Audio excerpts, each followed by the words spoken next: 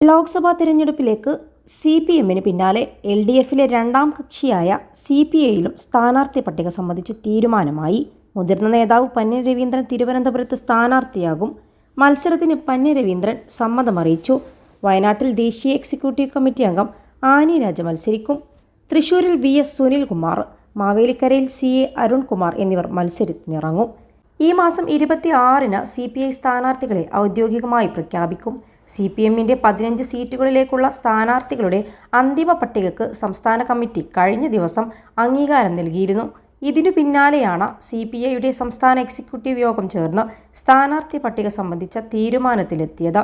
ജില്ലാ കമ്മിറ്റികൾ കൂടി അംഗീകരിച്ച ശേഷം 26-ന് സ്ഥാനാർത്ഥികളെ പ്രഖ്യാപിക്കാനാണ് CPI-യുടെ തീരുമാനം. LDF-ലെ ധാരണ പ്രകാരം തിരുവനന്തപുരം, വയനാട്, തൃശൂർ, മാവേലിക്കര എന്നീ 4 സീറ്റുകളിലാണ് CPI മത്സരിക്കുന്നത്.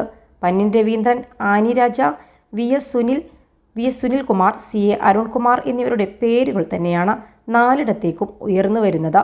എന്നാൽ ആദ്യഘട്ടത്തിൽ മത്സരിക്കാനില്ലെന്ന നിലപാടിലായിരുന്നു പന്ന്യൻ രവീന്ദ്രൻ. പന്ന്യൻ തന്നെ മത്സരിക്കണമെന്ന നിലപാട് പാർട്ടി എടുത്തതോടെ അദ്ദേഹം സമ്മതമറിയിക്കുകയായിരുന്നു. +2 ഡിഗ്രി കഴിഞ്ഞവർക്ക് വേൾഡ്സ് ഫസ്റ്റ് AR/VR ക്ലാസ് റൂമിലൂടെ സ്മാർട്ട് ഫോൺ എഞ്ചിനീയർ ആവാം. കൂടുതൽ അറിയാൻ വിളിക്കൂ ബ്രിഡ്കോ ആൻഡ് ബ്രിഡ്കോ. 2005-ൽ തിരുവനന്തപുരത്ത് നടന്ന ഉപതെരഞ്ഞെടുപ്പിൽ പന്ന്യൻ രവീന്ദ്രൻ വിജയിച്ചിരുന്നു. അതിനുശേഷം പന്ന്യൻ സജീവ രാഷ്ട്രീയത്തിൽ നിന്ന് വിട്ടുനിൽക്കുകയായിരുന്നു. AIYF നേതാവും മന്ത്രി P പ്രസാദിന്റെ പേഴ്സണൽ സ്റ്റാഫ് അംഗമായ CA അരുൺകുമാറിന് ശക്തമായ മത്സരം കാഴ്ചവെക്കാനാകുമെന്നാണ് CPI കരുതുന്നത്. വർഷങ്ങളായി കോൺഗ്രസിന്റെ കൊടിക്കുന്നിൽ സുരേഷാണ് മണ്ഡലത്തിൽ വിജയിക്കുന്നത്. 21 ലക്ഷത്തോളം സന്തുഷ്ടരായ ഉപഭോക്താക്കളും 2 ലക്ഷത്തോളം തിമിര ശസ്ത്രക്രിയകളും പൂർത്തിയാക്കിയ മലബാറിലെ ഏക കണ്ണാശുപത്രി അൽ സലാമ ഹൈ ഹോസ്പിറ്റൽ റോഡ്, പെരിന്തൽമണ്ണ.